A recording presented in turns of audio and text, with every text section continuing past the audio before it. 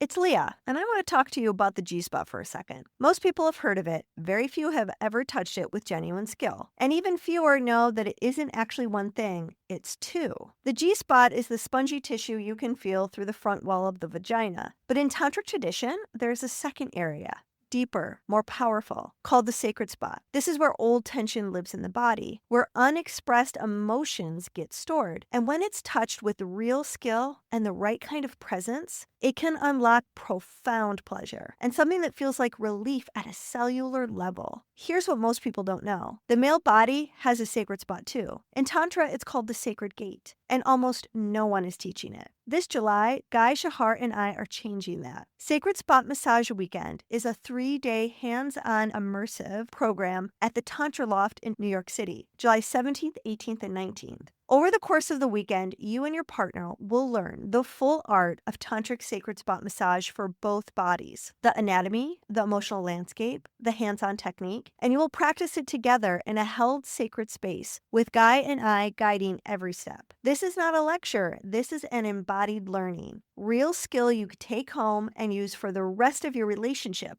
Oh, and by the way, it's not just for couples. You can attend as a single too. We've got a few spots still open and we expect to sell out. To register, go to tantrany.com/Sex Reimagined. That link is just for our listeners. Again, tantrany.com/Sex Reimagined. We will see you in New York.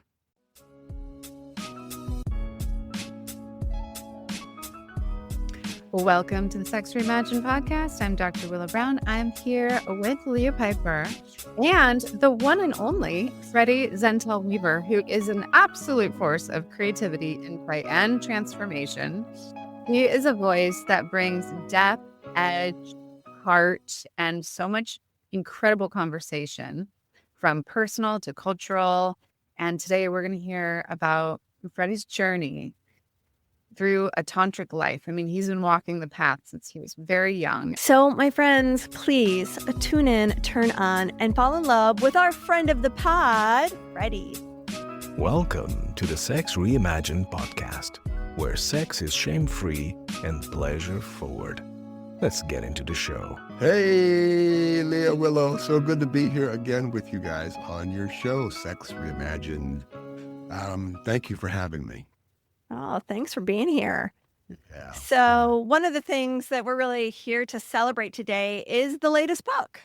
And would love to hear what inspired you, what made you motivated to go, I think it's time to write a book. Yeah. Well, you know, I've been doing this work that I do for the last 25 years, and it's not something that I went to school to learn to do necessarily. I kind of was trying to fit into a box, you know, like many of us, you know, to make a living and so on. But I started thinking about my life now at this point, and I thought, what's the through line of the things that I've done in my life that have been so natural and authentic for me in, you know, the attraction in doing and the inspiration in doing and the effectiveness, I'd say, in doing this work all over the world for the last 25 years. And so I started looking at theater, which is such a big part of my life, and how it started as a kid, and so much of what seems to be so serious and have such meaning is theater, you know, relationships and the stuff that I angst about and so on. But the theater started for me early. So just the book is a compilation of experiences that are unique. Like we all have unique experiences. So these are just some of mine, and some of them are kind of, you know, kind of wild, you know. You know, thinking about theater, which has been such a big part of what we have been doing and what I've been doing in this work. When I was about 8 years old, my father, you know, at the time was a psychiatrist in Los Angeles, and he was working with a lot of the movie stars in the business. And one of them, his name was Frank Silvera. And Frank Silvera was a mulatto actor who, you know, he played Mexican people, white people, black people. He was theater trained in England from Barbados. And he was a good friend of Fred, started out as a patient, and then they became good friends. And Frank was in everything from Mutiny on the Bounty, the third one on the credits with Marlon Brando and Richard Harris. And he did with Paul Newman. I mean, if you saw him, you go, oh, that guy. At any rate, so he was talking to Fred and said, look, Freddie, Doc, I want to do a theater. This is in 1965, 66 or something like that. And he said, I want to open a theater, start a theater for Black actors in LA because there's not a lot of places for them to keep honing the craft. He said, the first production I want to do is of Medea, and not Medea, the TV guy now, but Medea, the medieval character, Greek medieval character. She kills her kids to get back at the husband. So my father goes in with him on this lease on this theater. And so the kid that Medea is going to kill, he says, Freddie would be perfect for it. So I get my first role in the show. So I'm working with these two actresses. The actress who's playing Medea, her name was Bea Richards. Bea Richards was the Black gal who was Sidney Poitier's mother in Guess Who's Coming to Dinner. And she had a nursemaid, and the nursemaid was Maya Angelou. So I'm working with these two divas, just this, 8-year-old kid, right? I'm having fun and so on. And so there was a point in the show, in my little part, where I'm sitting on Medea's lap, Bea Richards' lap, and we're rehearsing, and Frank says, I want you to reach up and kiss her, because this is really going to be, because she's going to kill me later, Okay. So as this, 8-year-old kid, I'm like, she's not my mom, and I was like, so, but I got into it, and I did it, and I really believed it. And so that was my first inkling of belief and how belief plays such a role in how I'm creating my life. And I just had an inkling of it. It wasn't so clear and defined and malleable as it is, as I see and work with it now in terms of belief. And so that was the first beginning of my theater. And there's a lot of things in the book that talk about experiences with Frank and that theater experience. So. The last time you were here is episode number 68, everybody. Go check it out. We had Freddie talk about sexual energy and sexual meditation, and we really kind of honed in on male sexual energy. And he said he shared so much about his dad on that episode, and it makes you wish that you also had Freddie's dad as a dad. I know. This guy was so cool. Yeah. So was your dad into performing? No, Pops was a scientist. I mean, he was a physician and he was a psychiatrist. He basically went to 17 years of school after high school.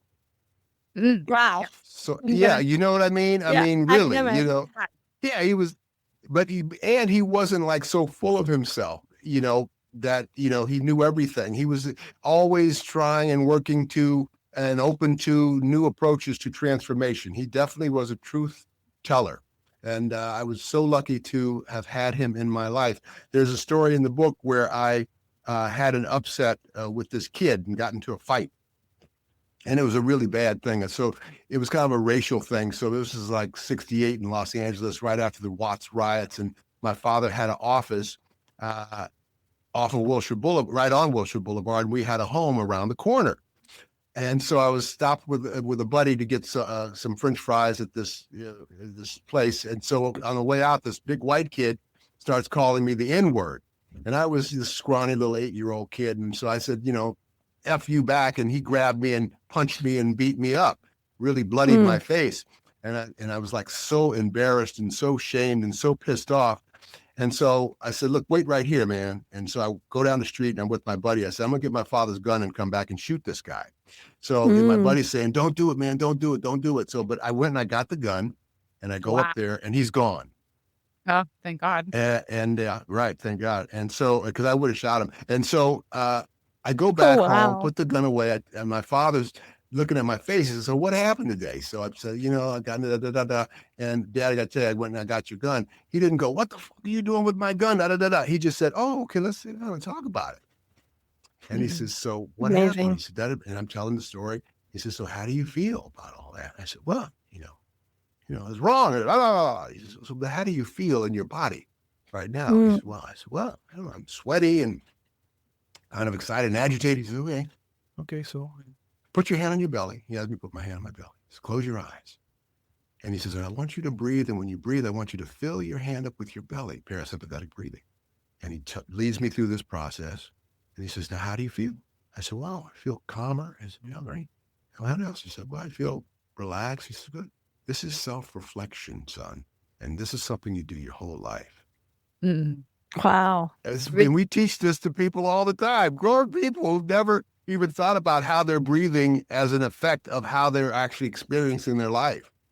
Or to put their hands on their body and to Yeah. feel themselves and to track what the sensations are. I mean, amazing somatic wisdom. So that was who my father was. And I have a lot of experiences like that in the book that I had through knowing him.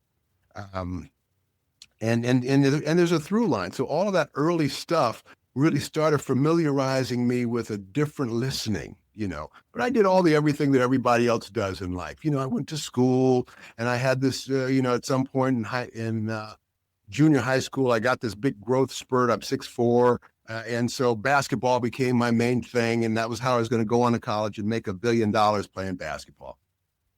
So I'm in Hawaii, and that became my main thing. And I forgot all about theater, and I used to play the guitar. I forgot about that. I just focused on sports. That's how I went to college my first 2 years on athletic scholarship.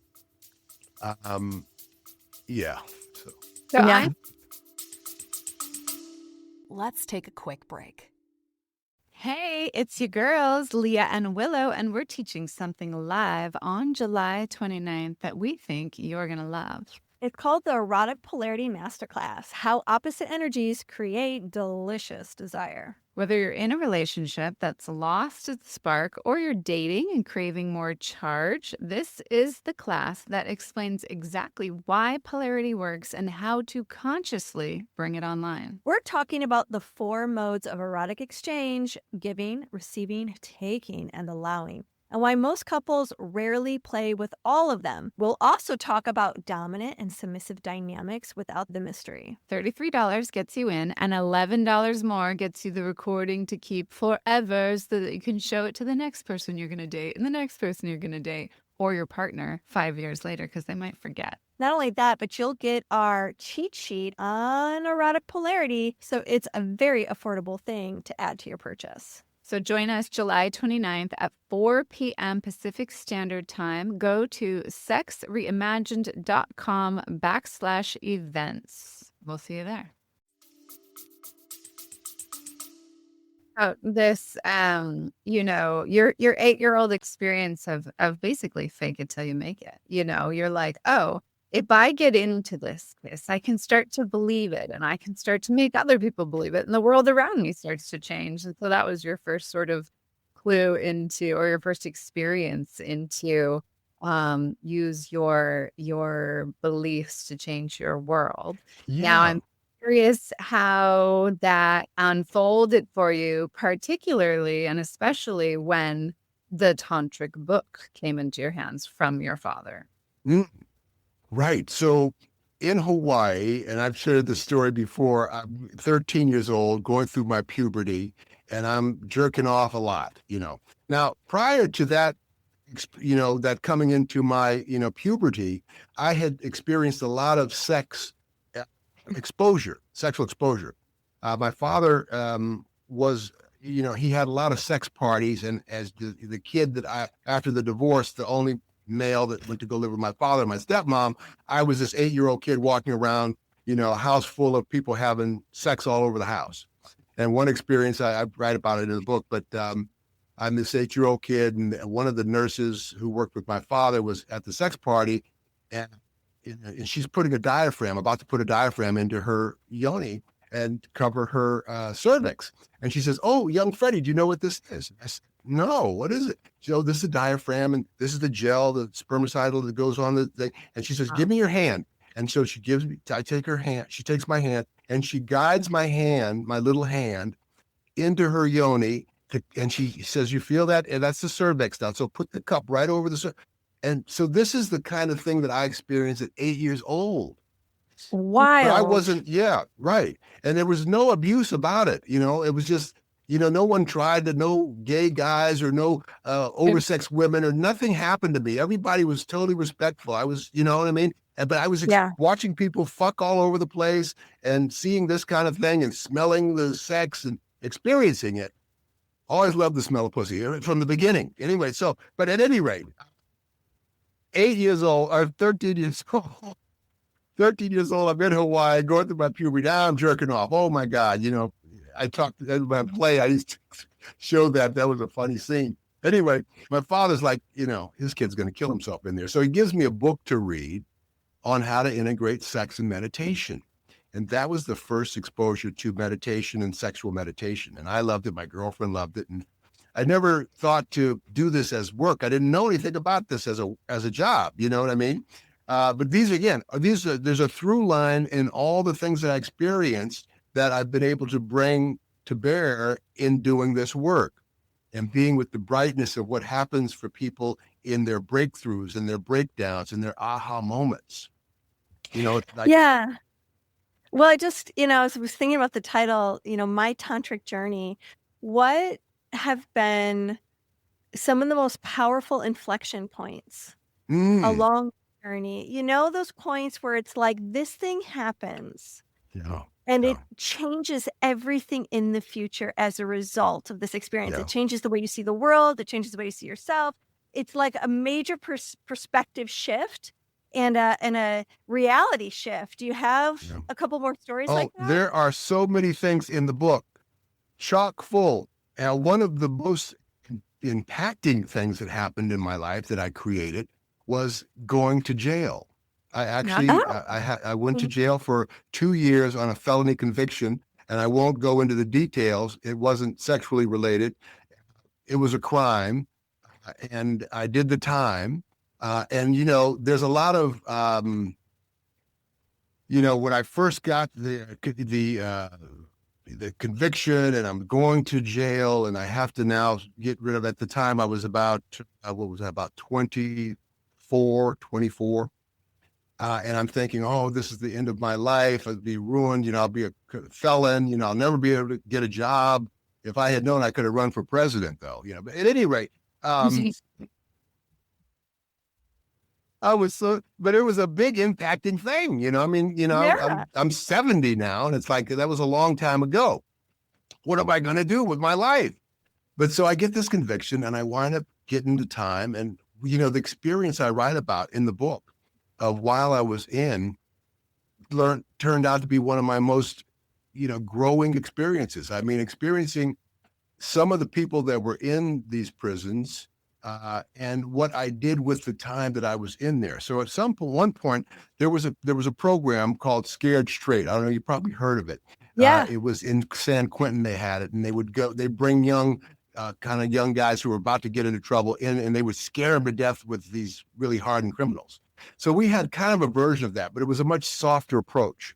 So what we would do is we would actually go out to communities, to the, to the schools, high schools, junior high schools.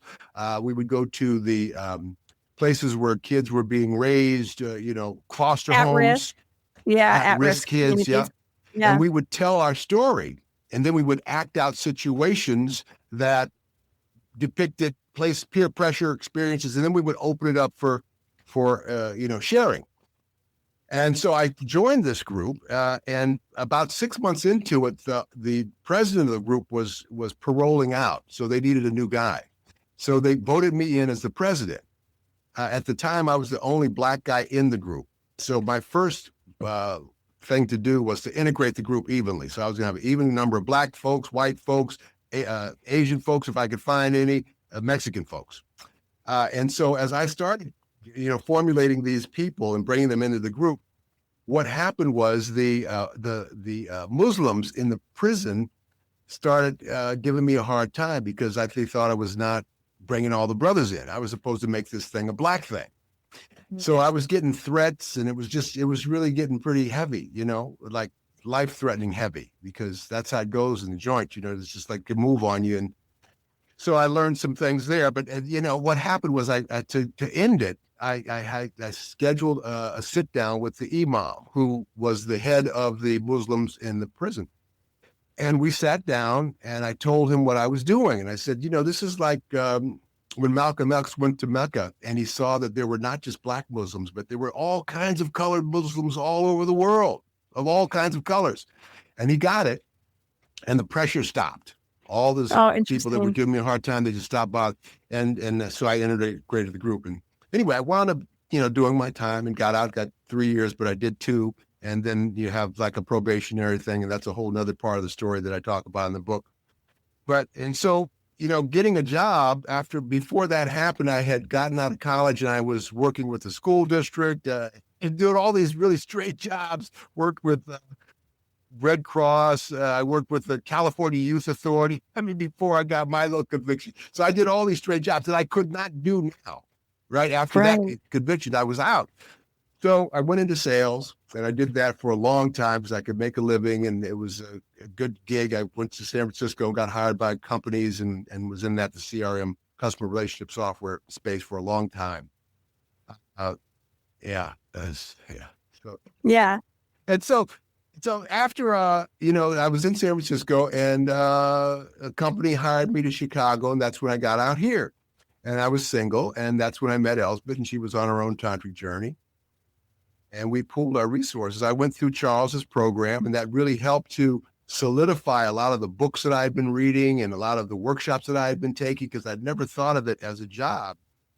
And so his training really assisted me in really solidifying how I can approach this. And this is, so this is all we've been doing the last 25 years. But all of those experiences, and particularly that one, as you asked earlier, impacting moments. Yeah. Was one that was like, at the time, I gave so much meaning to, that it could have stopped me. And I could have believed what all that meant, and I could have never done anything. I could have just lived in the belief that was going to stop me from being a diamond, from being authentically me. And so that's inspiring for people, because many people maybe haven't had that experience, but they feel stuck in where they are, that they've become resigned, that they can't have this life that they would can imagine they would like. And so, yeah.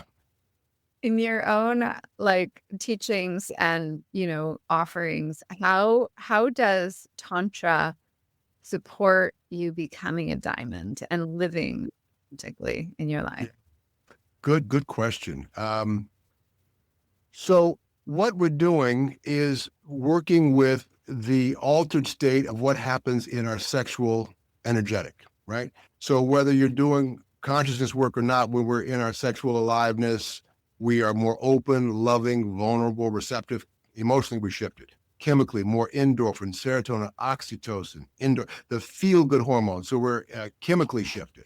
So now when we bring in breath awareness, energy awareness, and intention, and we have a whole process that we take people through before they get to the healing work, in terms of looking at things from their early life and things that are affecting them now, and really getting clear on their intention for a healing practice. Then in that altered state, one is more unmasked to what's running in the background, keeping them in the place that they are and not living into a new possibility. So the energetic and emotional stuckness can be seen more clearly energetically and experienced in that intimate vulnerability as a new possibility. Because when we are in that space, particularly as a healing experience, you can see that, okay, this is like not something that's normal for me in terms of the feeling that I'm having now, the openness that I'm having now, the connectedness that I'm having now. So now I know that's available. So that becomes a new listening.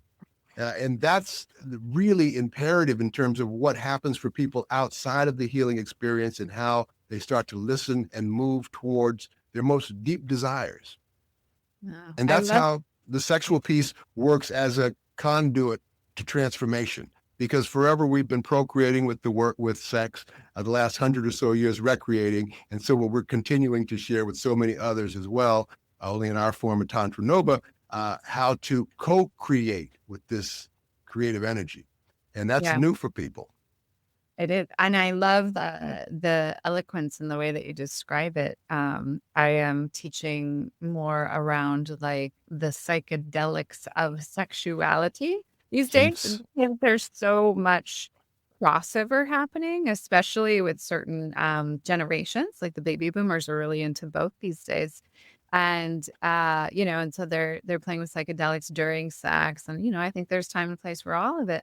But I don't think we need the psychedelics. We have, like, exactly what you just said. It's we go into an altered state. The hormones, the chemicals in our bodies start to shift. We open up. We see things that we have been sweeping under the rug and not wanting to look at. And Yes. and from that point forward, we get the opportunity to shift and change that. So it's so cool what we can do with the chemicals that are endogenous to our own bodies. Yeah, we had, I was sharing with Leah a moment ago before you came on that we just got through with a 5-day master's retreat that we were leading, Elsbeth and I. And one of the ladies in the retreat, when she got her healing, and I was at the time, I had really asked for a woman to give her a healing because I thought it would really give her a break from what normally happens for her with the male energy and the healing. So I was just holding space at her crown. And one of the things that came out for her in her recall practice, which is we take them through a recall as one of the exercises during the day earlier, was that she had never, she was kind of like raised like a latchkey kid, she felt, at least that's her story, and really never had a good connection with her mom and felt like she kind of raised herself. And there's a deep sadness for her. So when she was receiving her healing in this sexual, intimate vulnerability, I was at her head, and I was whispering in her ear. I was saying, I said, you've always been the strong person as the little one. And it reminded her, and it really opened her heart up even more to maybe some of the pain that she felt. And she started to weep in this intimate vulnerability. And one of her goals was to become strong. She's already strong. She's raised a couple of kids. She's got a couple of businesses. She's a real estate agent. I mean, she's just powerful. But there's this story, this belief in the background. And so she really had a big breakthrough. And I'm confident that it was intimate vulnerability in the sexual, energetic, and just reminding her. And that's kind of like how you can use a healing practice in when you hear what someone is believing or going through, to get in, not being stuck in. And that's where this altered state, you as a healer or as a facilitator, you can assist them in getting in touch with something that typically is too bright in our typical state. So Yeah. it's always amazing how there's, a special word, phrase, sentence that really can unlock someone into another level of deepening, of unfurling, the thing that is so tender that we spend so much time kind of building walls around. And then someone can just utter a phrase of acknowledgement that so resonates to the fabric of that little one that's having to be the strong one all the time. And here you are in a moment where you're being held, and you can be recognized for your strength, and you can also set down having to be strong for a moment and get some respite, and just how tender that moment of acknowledgement is. And there's something acutely distinctive when you are naked and that is happening. When you don't have clothes that cover you up as another layer of protection, you're like, really, it's so symbolic how much more stripped down you are emotionally. Yes. When you also don't have clothes. And then to have that kind of mirror be reflected where someone's getting you at such a profound, sheltered level. I'm just sort of stunned by the memory of what all that feels like as you share your story. And it brings to mind something similar, but it's a bridge to what you're describing in the healing space. And I would sort of call it the transcendent space, where you're like you're at that next bridge from the healing realm that takes you into this oneness, timelessness, oftentimes so pleasure filled, but it takes you out of the body. Like the pleasure's so big, it's somewhere else other than just the body. I'm wondering if you could describe what that's like for people who've never experienced anything like that in intimacy. Yeah. Well, in my men's workshop, one of the big pieces, as you know, for men is to get past the automatistic ejaculatory 3-second orgasmic moment. And so that's right, where guys, when we first discover, orgasm, we're like, man, this is the best, right? And because it's one place for guys that we can feel completely free from being tough, being hard, holding ourselves together, because there's two emotions that guys socially are given permission to show. That's fucking or fighting. But intimacy and connectedness and nurturing, we have that, but it's like, don't show it. So in that sexual moment, we are free. So it looks like to the woman, when he gets an erection and wants to connect, he wants to fuck. All he wants to do is, some, lusting, selfish thing. And that might appear that way, but for the guy, he's really looking for that 3-second freedom. So when he can learn to separate ejaculation from orgasm and not just last longer, but consciously, move that orgasmic nectar to his heart and up and down and start tuning in with that pleasure in that way. And that's what I'm talking about. And that's what you're asking about or asking me to talk about. And that's what I'm saying to the guys, that it's possible, not just edging unconsciously, thinking about Babe Ruth, counting backwards from 1,000, squeezing and, distracting you. I'm talking about consciously breathing and getting, say, 10s that ejaculatory moment. You're at 9.5, 9 3/4, and you're still not ejaculating. You've got a nice mula bandha. You got a good lock on that PC, and you're breathing it up. And you have a heartgasm, and you cry. Yeah. And your cock, your lingam is just hard as a rock. But I had a healing a couple days ago, and I tell you, Oh, what? it was wonderful. I mean, my lingam is still working wonderfully. It was, and that's just so great though, when your energy as a man is like just there, and it's not going outward, and it's going inward. And I cry. I want to highlight something that your story really pointed to, which was you were attuned to this woman and you saw, okay, she needs touch and sexual healing from another woman. She needs the masculine out of her, immediate sphere in her yoni so that she can actually have the breakthrough that she needs to have. And so I think that number one, that's phenomenal attunement. And I'm sure that you could feel part of that inside of your body because you're so attuned inside of your own instrument and your own vessel that you can feel when other people outside of you are, needing a certain direction or something. So I'd like you to speak to that. But then the other piece too, I just want to highlight for everyone is like, we get really pigeonholed into, I can only have a sexual experience if I'm in a romantic situation with somebody.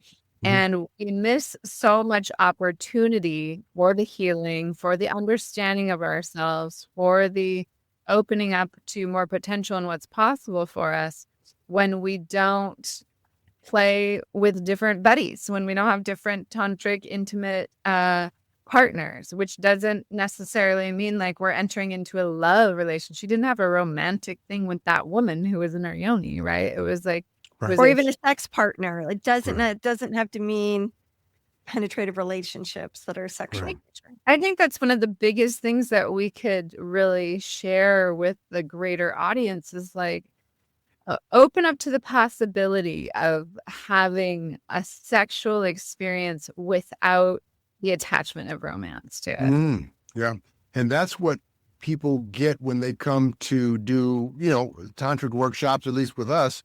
Tantra is one thing because it's so loaded, but I would just say sex consciousness work, but with the woman, what I saw was she's a beautiful woman, and she, knows a certain way of being with a man. And it would, for me, even I would be very clear as a giver, I'm still a man. So she's going to be driving towards an orgasm.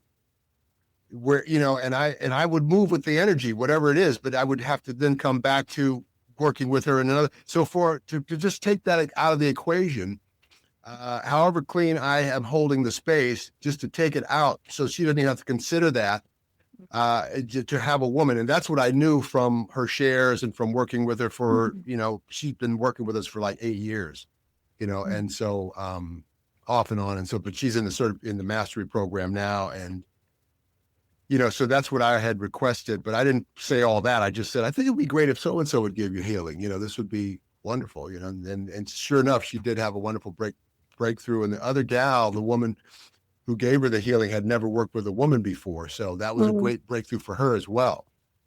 And so, yeah, for people who are, in their life and looking to shift something in a relationship or out of a relationship, and to open up the possibility of experiencing something at a deep, intimate level without the agreements that you have with your partner.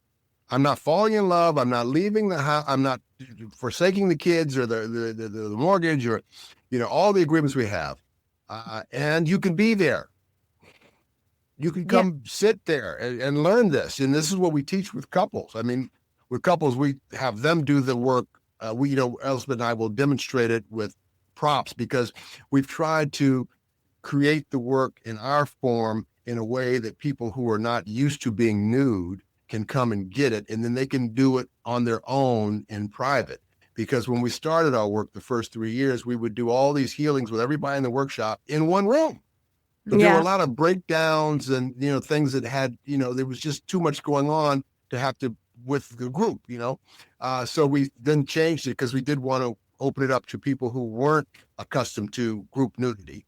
And sure enough, it's worked in terms of this audience here in the Midwest. And we've worked all over the world actually doing this, and had some great opportunities with groups that maybe wouldn't have hired us if we were a little more edgy. Because I have nothing against edgy. You heard my stories, and I know I want to meet, I'm cognizant of the listening I'm speaking into. Yeah. I think too, that's interesting, because I don't want to play into the myth that Tantra is all about polyamory. I don't want to play into the myth that like Tantra is about having an open relationship and you're going to be separated from your partner. Unless that's what you want. Let only if you want. There's ways consciously, and you can do Tantra with one partner for the rest of your life. You can do Tantra by yourself and not need a partner whatsoever. That's right. There's so many permutations that, and so many practices that you can apply Tantra to that fit your personal values and life choices. And it doesn't have to be something that scares you off. And working with someone else other than your partner does not have to be an experience of infidelity or something that takes something away from your monogamous relationship. And I think that's kind of one of the points that Willow was maybe driving home or was hinting at, is that we can have, why should your partner be responsible for all your healing? Right. And it's part of the problem, I think, that we have, if you take a look at what Esther Perel's research has discovered, is we have now, or we're looking for the one person who's going to be our best friend and our confidant and our lover and our financial support system. Like all these things we are driving at one person to be responsible for, when 100 years ago it was the whole community that helped support us. And so this is one area that I don't think we're accustomed to looking at, is that this also is a place in community where with your partner's support, you're holding each other's hands and you're putting trust in a community that says, here, help us. Help us with our spiritual awakening. Help us with our pleasure awakening. Help us with our healing of trauma. Help us with our communication. Help us with this being our bodies. Help us be the best versions of ourselves for each other. Yeah. And I'm wondering if there's anything you want to articulate about that and what you've seen over the years when people, especially couples, take these big giant leaps into the unknown that's out of the box. Yeah. I say this stuff that we're doing is not teaching people anything they don't know. It's reminding them of what they've forgotten. Okay. The possibility of imagination, which we came out of imagination. I mean, humans, this universe is just, if we can't, there was so much, we're just beginning to understand. And sex, if you think of it, was creating life before we had language. And the kernel of it, this essence of it, is creativity and pleasure. And when you bring consciousness to the sexual, creativity and pleasure start opening up in areas of life that seem completely unrelated to sex. So when I really, in that intimate vulnerability, tap into that kind of listening, that human kind of unmasked vulnerability. If I'm at work and I go, I hate my job, 30 more years to my retirement, energetically, that dog just won't hunt anymore. It's like I shift the way I'm listening, the way I'm speaking. So what is possible in relationship is anything, so we can't really make that next spiritual quantum leap as a humanity unless we drop the vilification of the sexual. And I think that we're moving towards that. I mean, with a lot of what is now with information dissemination highway and pornography so available, that people are beginning, and women and young people are starting to see, oh, I can do that. And we're kind of gorging ourselves with the sexual, the bestiality of it, just the craziness of it. And so there was a guy I used to follow, and what he would do when the adepts would come to study with him, he would put them in a room and let them fuck till the yonis were just limp and couldn't go anymore, and the penises were just hanging and and then he would come in after 2 or 3 weeks and say, now we meditate. So you think just the orgasm and the lust is the best and the only thing going on. And, because so now we'll see where we can take it to the next level, and so that's what I think we're doing now with the gorging of the pornography. And the next thing will be, oh, you can meditate with this too. And then when people get that human intimate vulnerability, then when we say peace on earth is just a thought away, oh, yeah. Just this capacity to imagine and dream, and we're dreaming this world. We're dreaming it.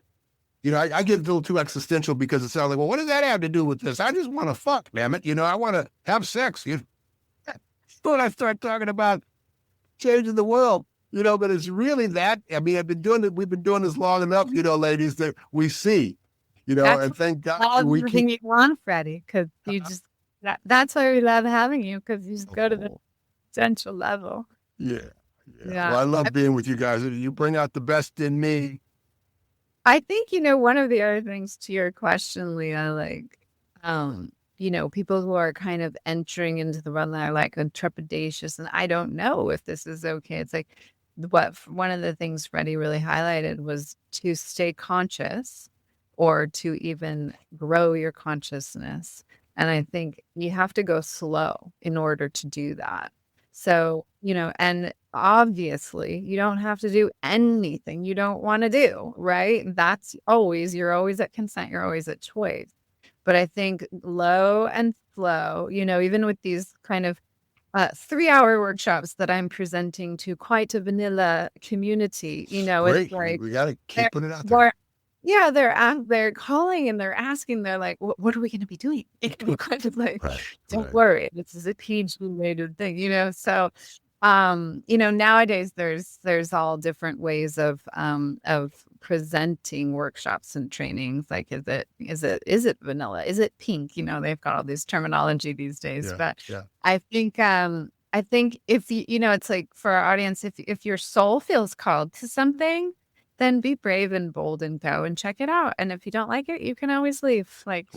But I think it's good that, we're hitting it at all the levels, from, like you said, PG to, R and X, and everything in between. So there's a lot of learning and teaching and sharing with people to remember themselves. And the sexual piece is the one piece that we all have in common. It's the one thing that we do with ourselves. We do it in private. We've got all this meaning about it. And yet it's like eating. And it's so fundamental and it's so human. And there's so much that we don't know that we can do with it. And we're sharing and teaching people more things that we can do to be better as humans with each other and on the planet. And it's not about Sodom and Gomorrah. If we could teach these practices and this kind of awareness to nuns and to priests, they'd be better with their parishioners. They would be coming from a heart place with this, and not vilifying what this energy is, and so it can shift the whole world. It can. And that's what we're doing. That's what we're sharing. And that's, I think when I think about and hear stories from your tantric journey, Freddie, it really reminds me to reflect on my own. And I think really have your finger on the pulse that one of the biggest gifts that Tantra provides us is it gives us a chance to step out of the box and to bring consciousness to what we want out of our sex life, out of our love life, and out of our intimate life. That what we've been passed down as like, this is sex. And then, of course, the biological imperative that motivates us to seek sex. There's so much more available to us that just only adds meaning and purpose and fulfillment and bliss and delight and joy and tenderness and all the good aches that come with loving and loving well. And Tantra is just an invitation to embark on your own journey. There's so many different ways for it to look. And there's so many different teachers for folks to interview and find out if they're the right fit. And I just really want to thank you for being one of those people out in the world that's providing guidance for those, you and your beloved Elspeth, who we also love so much. Yeah, she's around here, running around here somewhere. Yeah, please give her our regards. You guys have been doing that. Yeah. Long time. And for all of our listeners, look, if this is the first time that you've had a chance to listen to Freddy on the show, you need to go back, check out episode number 14, okay, with Freddy and Elspeth. Then episode number 40 with Freddy and Elspeth. And then episode 68 with Freddy. And now you have this one. There's so much to learn from them. And if you're ever in Chicago, Tantra Nova, look them up. And they're not just in Chicago. They travel. They do retreats all over the world. So check out their calendars. And please buy the book, My Tantric Journey. I can't wait to read it. There you go. We'll have the link for the book in the show notes. So be sure to go to the website and check it out. Yeah, you can get it at tantranova.com. Just go to the bottom of the homepage, or you can look it up on Amazon. And it's Zental, My Tantric Journey, a memoir. And that's not all, Freddy. You always so generously offer a free gift to our audience. So there's a video class that Freddy is giving away to all of our listeners called Introduction to Sexual Meditation. And it's free. So again, check out the show notes. We'll have it linked there. Yeah. Keep putting it out there. Thank you, Freddy, for coming back and sharing your wisdom with us. Thank you guys for being such a force in the continued learning and growing of the human conscious. Thank you. You betcha. All right, friends, the show's not over. Stay tuned because the dish is coming up. Now, our favorite part, the dish. Hey, that was such a fun interview. That was our 4th interview with Freddy. He's been on our show more than anyone else. We love him. Yeah. Right. I really, Freddy's one of these people that I feel like breaks the mold in terms of his dad, who was just this really radical, extremely loving, provocative person. And I think, it's just starting with the whole diaphragm story. Like 8 years old, like what girl gets to insert a diaphragm into a woman? I mean, some taboos are being crossed in that one story. One is like it's the secretary, or it's somebody who works for his dad, right? So you already have like when you look at this story post Me Too, like there's so many. I can just hear the gasps in the audience. Yeah. And or even with all the Epstein file shit going on, like we've got this young innocent little boy who's like definitely not being sexually molested or harmed in any way. And I think back then, I mean, Freddy's 70. God, he looks great, doesn't he? Yeah. I mean, what a different time that was. There wasn't so much like that. Just wouldn't happen these days because people would be like afraid of litigation and action and everything under the sun. But and the way people's nervous systems hold stories, right? Like that was Freddy's lived experience as a kid, 8 years old, being invited. And it's a learning moment. He doesn't feel sexualized. He doesn't feel dehumanized. He doesn't feel abused. He doesn't feel like he's witnessing a broken power dynamic. You could put so many like woke people like project so much harm in that story. But here, this is Freddy's story. And Freddy's experience is not a body that is holding trauma or is holding a belief system that says that was somehow wrong. It's so interesting, right? Like the juxtaposition of how different bodies would hold that same story. One would create lots of trauma and harm Mhm. over that same story. Someone else could see it as interesting, educational, formative, a powerful inflection point, you know? It's Which really, amazing that the same thing happening to two people could have such varying results and impact.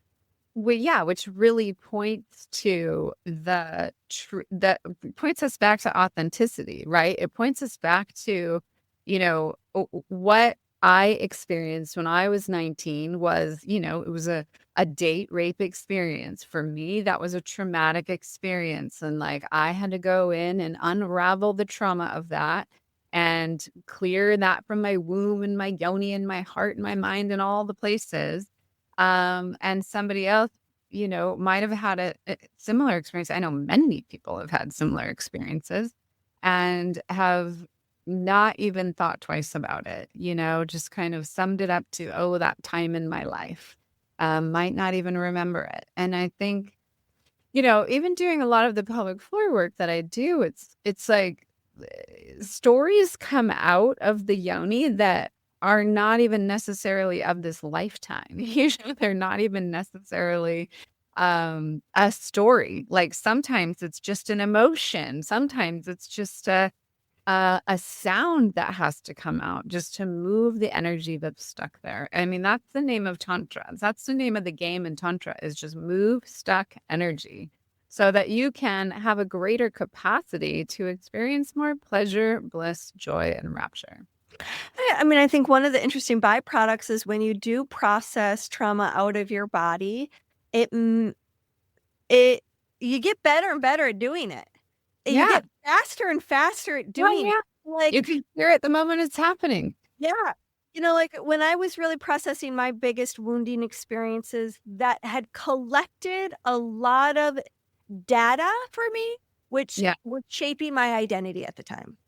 Right? Right. Like these big wounds that meant so fucking much that they were somehow so tightly woven in how I saw myself, Yeah. untangling that took a minute, right? Yeah. Those are the big ones.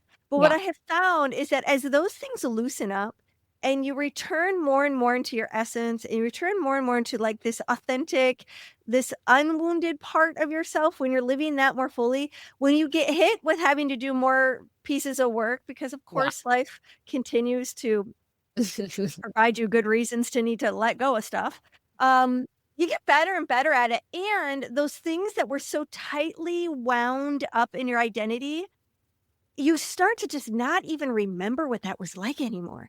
Like it's hard for me to even really remember just how tight everything was with Mhm. all of that, Mhm. with all those threads Mhm. binding me. Then when they're not binding you anymore, and then years and years and years go by, you actually forget what it all felt like. It's God, it's still you so remember, but it's so distanced. It's so yeah. nice. It's so Um, it's this such will an give you the training for that. yeah, exactly. What I Um, really loved about this episode of what he said is, when he was describing men moving away from that 3-second bliss of ejaculation, and he used the word nectar. When you start to use the breath to breathe the nectar up into your heart and up into your belly and up, you're breathing your nectar from going out of you to going into you. And it's like, it's a wonderful, I felt like he really described beautifully what happens when yeah, you're no longer thinking so hard about doing the squeeze and doing the method and doing all the thing, when you can relax into the moment where you're bringing and you're feeling it as nectar, not just I gotta come, but you're owning it with that poetry of bringing that nectar up higher. It doesn't mean you're not still doing a technique, but you are finding yourself somewhere else in all of it. So you're experiencing it on a transcendent level that's really embodied, that's yeah. really integrated, that's That's really into that like bliss realm. Like that's where you're headed with these practices. In the beginning, you're doing all these things to get it right. But there's a moment where you let all that go because it's now an embodied way of how you move energy through your system. And you're no longer doing the breath is doing you. And I don't know, when he said the word nectar to describe ejaculation. Something was like, yeah, I want to describe it like that from now on too. Awesome. All Yeah. right, everybody. Well, enjoy this episode. Let us know what you think. Pop it in the comments. Shoot us an Share it email. with a friend. Share it with a friend. All those good things. You know what to do. We love you. Bye. Thanks for tuning in. This episode was hosted by Tantric Sex Master Coach and Positive Psychology Facilitator Leah Piper, as well as by Chinese and Functional Medicine Doctor and Taoist Sexology Teacher Dr. Willow Brown. Don't forget, your comments, likes, subscribes, and suggestions matter. Let's realize this new world together. If the physical connection in your relationship has started to feel routine, I want you to know that's not a chemistry problem. It's a skills problem, and skills can be learned. I created a 90-minute on-demand masterclass called The Art of Sensual Touch, where you will learn the actual language of pleasure, the 5 modalities of touch, how to build anticipation that absolutely drives your partner wild, how to read their body in real time, and the advanced principles that make you the kind of lover people simply don't forget. Touch is everything. In fact, your skin is the biggest sex organ of the body. And now you can take this masterclass, watch it on your own schedule, come back to it whenever you want, and put it to use the very same night. Instant access for only $55, and it includes the More Love Touch cheat sheet to keep as your permanent reference guide. So don't delay. Go to moreloveworks.com/courses to start tonight.